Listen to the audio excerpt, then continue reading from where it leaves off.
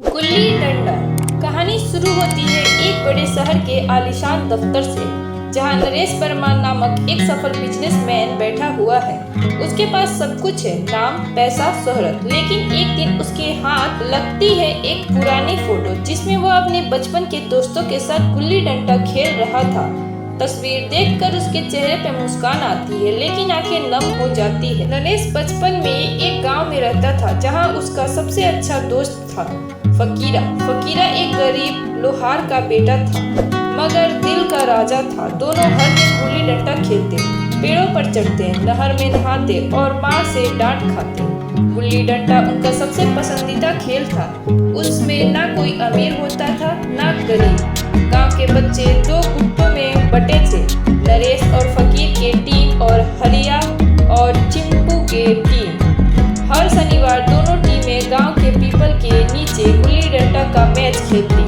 पूरा गांव तमाशाबीन बन जाता। फकीरा का निशाना बहुत तेज था और नरेश की रणनीति, दोनों मिलकर अजय बन जाते। लेकिन एक दिन कुछ ऐसा हुआ जिसने दोनों की दोस्ती की नींव हिला दी। गांव के जमींदार ने अपने बेटे की हार देखकर नरेश के पिताजी से कहा, अपने बेटे को उस लोहार के छोरे से दूर रखो।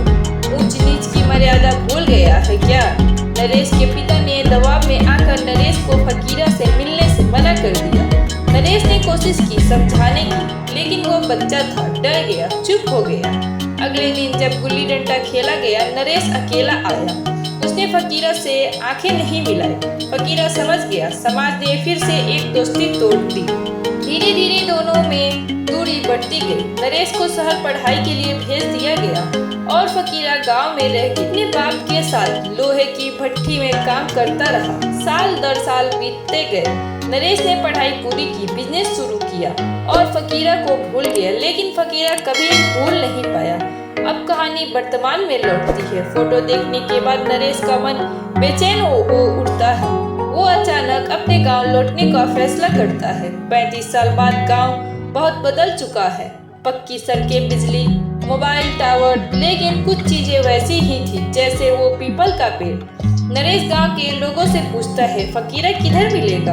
लोग चुप हो जाते हैं। नरेश को पता चलता है कि फकीरा अब भी गांव में है, लेकिन अब वो मानसिक रूप से थोड़ा अस्थिर है। हर शाम अकेले बैठकर गुल्ली डंडा खेलता है, खुद से बात करता है जैसे कोई और उसके साथ खेल रहा हो। नरेश जब उससे मिलता है तो फकीरा उसे पहचानता नहीं, लेकिन जैसे ही नरेश गुल्ली उठाता है और आवाज देता है, फकीरा पकड़ डंडा, फकीरा अचानक चौंकता है, आंखों से आंसू बहते। वह चुपचाप डंडा उठाता है और मुस्कुराता है। आ गया तू, बहुत देर कर दी नरेश। नरेश को अपनी गलती का एहसास होता है। उसने एक दोस्त को समाज के डर से छोड़ दिया था। अब जब उसके पास सब कुछ है, तब असली अमीरी का मतलब समझ आता है। तो गांव में एक बाल खेल केंद्र बनवाने का फैसला करता है, जिसमें गुल्ली डंडा, लट्टू, पिट्टू जैसे पारंपरिक खेलों को बढ़ावा दिया जाएगा। उसका नाम रखता है फकीरा बाल खेल केंद्र। फकीरा की हालत धीरे धीरे बेहतर होने लगती है। गांव के बच्चे उसके साथ खेलने लगते हैं।